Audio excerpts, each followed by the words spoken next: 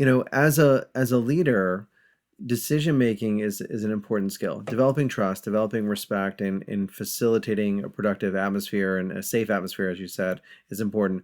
But so is decision making and making those hard decisions. What advice do you have for leaders who are struggling and making those bigger decisions?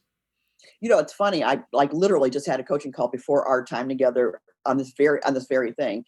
And I have some great YouTube videos on that. The key to effective decision making is knowing what goes into making a decision. And I actually have a map, a chart that folks can use. A lot of it, John, is related to how we think, and this is interesting, how we feel. A lot of decisions are driven by a measure, zero to 10, on what we feel about something. And by the way, it's interesting, even people who think they're super logical, even when they're making a decision, recent brain studies have shown that the emotional parts of the brain still light up, even when you think you're making a logical decision. So emotions are always involved in decision making. And so understanding, in fact, I encourage folks to actually create a decision-making journal. No, not a real big deal, because sometimes the people who are journaling, they're like, oh, I got journals. This is all.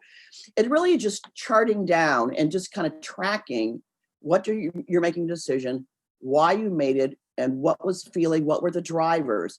So I do keep a decision-making journal because I want to go back and sort of debrief what was going on at the time, who was involved. That is incredibly helpful because you cannot change what you do not see. You can't change what you're not aware of.